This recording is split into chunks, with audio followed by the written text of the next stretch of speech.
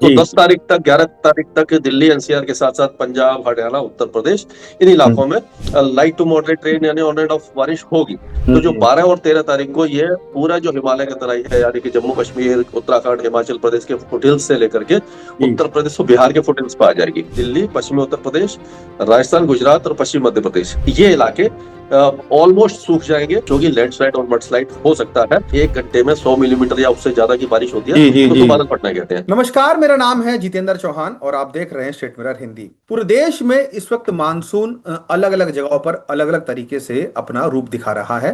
अगर बात हम दक्षिणी करें तो वहां पर जमकर बरसात हो रही है। वहीं पूर्वोत्तर के राज्यों में भी काफी बारिश हो रही है। लेकिन अगर उत्तर भारत की बात करें तो अभी पिछले कुछ दिनों से मानसून सक्रिय हुआ है। हालांकि मध्य क्षेत्र में अभी भी कुछ पॉकेट्स में हमको देख रहे हैं आ रहा है कि बारिश उतना नहीं हो रही है। क्या अनलीनो का असर जो था वो दिखाई पड़ रहा है हमको कि मानसून कम रहेगा? हम जानेंगे, जानकारी लेंगे। मौसम वैज्ञानिक हमारे साथ जुड़े हुए हैं। डॉक्टर महेश पहलावत हैं जो जाने माने मौसम वैज्ञानिक हैं। महेश सर, बहुत स्वागत है स्टेट मिरर हिंदी में। धन्यवाद। महेश सर, धन्यवाद जी। जैसे ये चर्चा उठी थी स्टार्टिंग में कि इस बार अल नीनो का इफेक्ट देखने को मिलेगा, गर्मी के दिन ज्यादा देखने को मिलेंगे, बारिश शायद उतना ना रहे। सर, अगर अभी मैं बारिश के हालातों की अगर बात करूं तो पूरे भारत में इस वक्त किस तरह की स्थिति बनी हुई है? हालांकि हम देख रहे हैं कि कई जगह से तस्वीरें सामने आ रही हैं कि बारिश बहुत ज्यादा हो रही है, लेकिन कुछ इलाके ऐसे भी हैं जहां पर बारिश अभी बहुत कम हुई है। क्या सर स्थिति बनी हुई है पूरे भारत में मानसून की, खासतौर से अगर बात करें तो? देखिए अगर देखा जाए तो जून का महीना मानसून थोड़ा सा लेट आया था लेकिन उसके बाद बहुत ज्यादा अच्छी बारिश नहीं हुई थी। तो जी। पूरा जून का महीना 40% की कम बारिश के साथ समाप्त हुआ। हम्म। लेकिन जैसे ही जुलाई शुरू हुआ तो झमाझम बारिश कई इलाकों में दिखाई दी और मानसून एक्टिव हो गया। और हम्म। उसका कारण ये था कि जून के महीने में यूजुअली क्या होता है कि जब मानसून आता है तो लो प्रेशर एरिया वगैरह बनना शुरू हो जाते हैं बंगाल की खाड़ी में।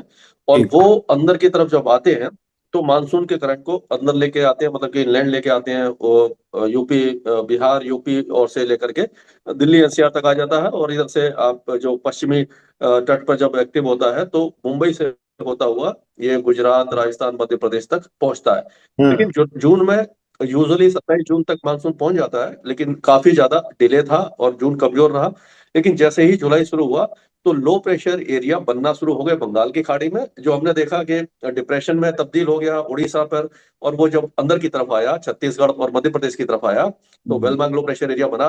तो उससे क्या हुआ कि हवाओं को उसने अरब सागर से खींचना शुरू किया और जो एक्टिव मानसून था वो पश्चिमी तट पर शुरू हो गया। मुंबई में आपने देखा होगा कि मूसलाधार बारिश हुई बाढ़ जैसी स्थिति आ गई। उसी तरह से पूरे कर्नाटक केरल और महाराष्ट्र के तट के साथ साथ मध्य महाराष्ट्र में यहाँ तक कि गुजरात में भी वलसाड़ वगैरह कई इलाके थे जो जलमग्न हो गए। और ये जो ट्रफ बनी यानी निम्न दबाव की रेखा 21 डिग्री लेटीट्यूड पर बनी और एक साइक्लोनिक सर्कुलेशन जो महाराष्ट्र के तट पर बना। इन सब के मिले जुले प्रभाव से मध्य प्रदेश में भारी बारिश हुई महाराष्ट्र के कई इलाके जी। उड़ीसा में क्योंकि डिप्रेशन था वहां पर भारी बारिश हुई। गुजरात के साथ साथ राजस्थान के दक्षिणी जिलों में तेज बारिश हुई। लेकिन उत्तर भारत जो है पंजाब हरियाणा दिल्ली और उत्तर प्रदेश के कई इलाके लगभग सूखे रहे। उसका कारण ये रहा कि ये जो मेन वेदर सिस्टम थे वो मध्य भारत पर थे तो सारा मॉइस्चर उसी जगह कंसंट्रेट था। अब हम्म। ये जो वेदर सिस्टम है वो धीरे धीरे कमजोर हो रहा है और ये उत्तर पश्चिम जो मध्य प्रदेश है और उससे सटे हुए उत्तर प्रदेश के ऊपर as a low pressure area आ गया है। तो इसका प्रभाव अब आप देख रहे होंगे दिल्ली एनसीआर में भी बारिश शुरू हुई है बादल छाए हुए हम्म। हैं। उत्तर प्रदेश के कई इलाकों में है हिमाचल में भारी बारिश हुई है। तो अब ये जो ट्रफ है 2 दिन के अंदर मानसून पूरे भारत को कवर कर लेगा। वैसे हम्म। 8 जुलाई नॉर्मल डेट होती है तो अगर 10 जुलाई तक जी। होता है तो मानेंगे कि नॉर्मल पे हो गया।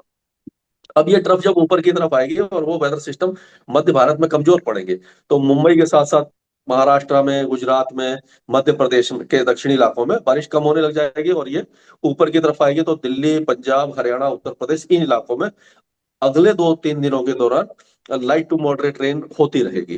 जी। और ये जो मतलब डेफिसिट है वो काफी हद तक कम हो जाएगा।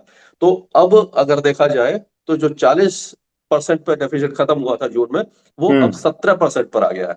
यानी ओके। कि जुलाई में पहले 7 दिनों में एक हफ्ते में इतनी अच्छी बारिश हुई है कि जुलाई का जो डेली एवरेज है वो तो कवर हुआ ही है।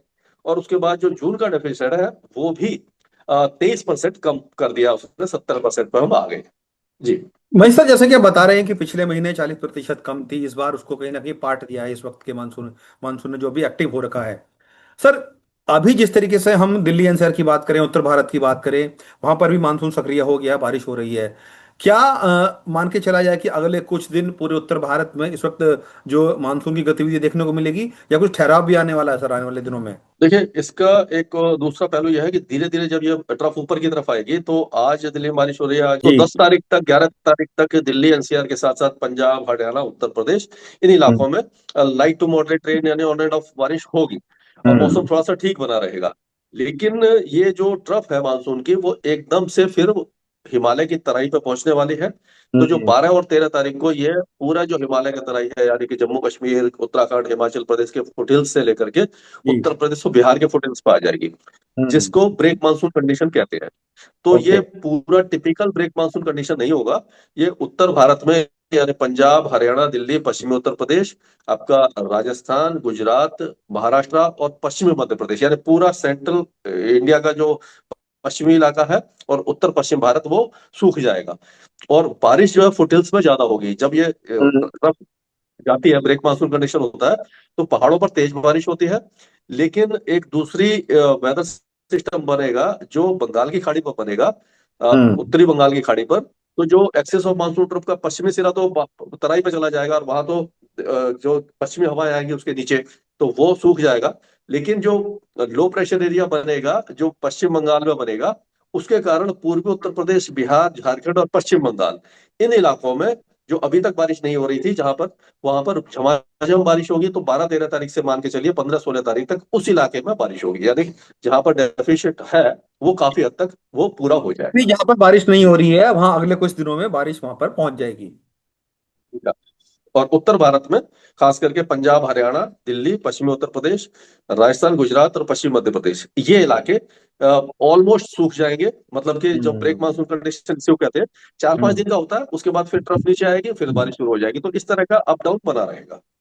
मतलब आपका जो बता रहे हैं सर, अगर मैं समझ रहा हूं तो, कि अभी जो बादलों का घेरा पूरे उत्तर भारत के कई राज्यों में देखने में आ रहा है, चाहे पंजाब की बात करें, हरियाणा करें, दिल्ली, उत्तर प्रदेश या हिमाचल प्रदेश की बात करें, वहां पर बादल अभी बने हुए हैं, लेकिन 4 से 5 दिन बाद वो बादल जो है हट जाएंगे यहाँ से, फिर जो बारिश यहाँ पर कम हो जाएगी, यही कहना चाह रहे हैं सर आप?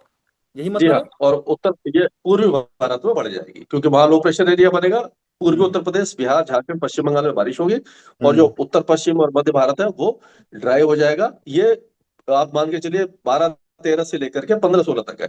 उसके बाद हम्म। फिर से जब ट्रफ नीचे आएगी, तो फिर से मानसून एक्टिव हो जाएगा, और हम्म। ये जो जुलाई का सेकेंड हाफ है वो ठीक ठाक ही निकल जाएगा।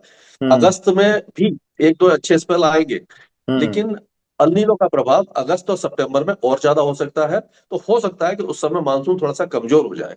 हम्म। जी। सर, जैसा कि आप बता रहे हैं कि अल्नीनो, हम सब जानते हैं कि इस बार अल्नीनो का इफेक्ट रहा है। हालांकि मानसून ने थोड़ी सी गतिविधि बढ़ाई है और उसको कहीं ना कहीं पार्ट भी दिया है उसके असर को, जैसा कि आप बता रहे हैं।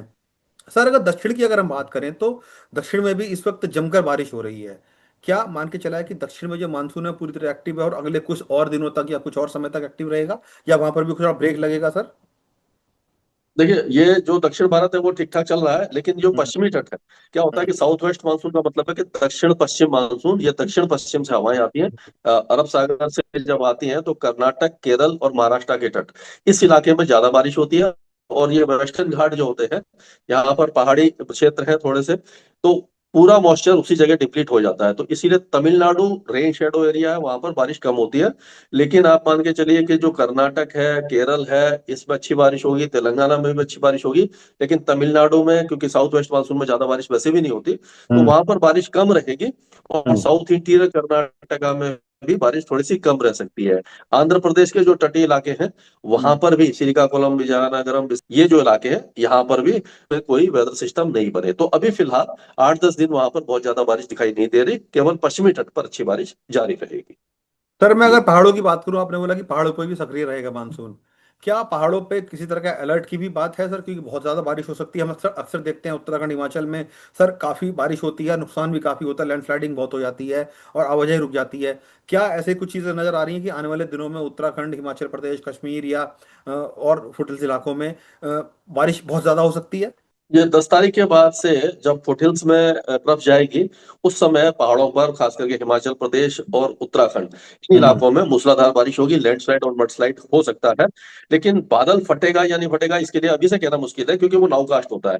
उस समय जब वो इस तरह के बादल बनते हैं, और वो बादल फटने का मतलब है कि 1 घंटे में 100 मिलीमीटर या उससे ज्यादा की बारिश होती है, जी जी तो जी। उसको बादल फटना कहते हैं। तो उस तरह का एपिसोड भी आ सकता है। लेकिन वो नाउकास्ट में आता है, मतलब कि जब उस तरह का बादल बनता है तो वो पिन पॉइंट किया जाता है कि इस डिस्ट्रिक्ट में इस तरह की हैवी रेन होने की संभावना है। तो हम्म। ये लग रहा है कि 10 तारीख के बाद से 3-4 दिनों के दौरान जो है वहां पर बारिश की गतिविधियां बढ़ेंगी, और लैंडस्लाइड मडस्लाइड भी पड़ सकता है। तो वहां पर जाने से पहले जो भी जैसे टूरिस्ट वगैरह काफी ज्यादा जाते हैं, वैसे बच्चों की छुट्टियां खत्म हो गई है, लेकिन फिर भी थोड़ा सा पहले फोरकास्ट वगैरह देख करके तभी जाए तो अच्छा रहेगा। क्योंकि सर हम देखते हैं उत्तराखंड में चार धाम यात्रा चलती रहती है, वो करीब इस इन दिनों में भी हर जी एक हाँ। हो जाती है, लेकिन जो यात्री खूब बहुतायत में वहां पर जाते हैं। और हमने देखा भी है उत्तराखंड में किस तरीके से कई बार सर त्रासदी भी वहां पर बहुत भयानक आई है। सावधानी जी हाँ। बरतने की जरूरत है। महेश सर, एक सवाल ये भी उठ रहा है कि हम क्योंकि दिल्ली एनसीआर में रहते हैं, अक्सर नजरें दिल्ली एनसीआर पर ज्यादा रहती हैं। अभी जैसा कि आप बता रहे हैं कि अगले 2-3 दिन तो बादल यहाँ पर रहेंगे, बारिश का असर देखने में मिलेगा। क्या अल नीनो का असर दिल्ली एनसीआर पर भी पड़ेगा आने वाले टाइम में सर?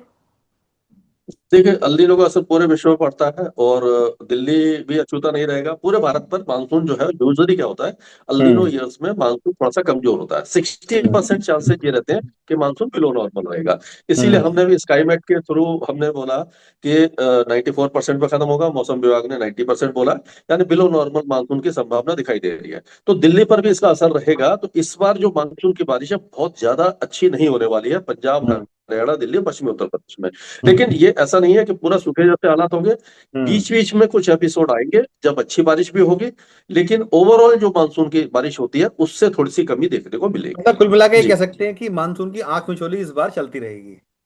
जी हाँ। जी हाँ, वो इसमें रहेगा। कहना कोई गलत नहीं रहेगा कि कभी आएगा कभी चला जाएगा। नहीं नहीं। हाँ जी, वो एक लगातार जो झमाझम बारिश होती है, जो 4-5 दिन तक चलती है, उस तरह का एपिसोड कम देखने को मिलेगा। नजर आ रहा है। महेश सर, बहुत बहुत शुक्रिया हमसे जुड़ने के लिए, सारी जानकारी साझा करने के लिए।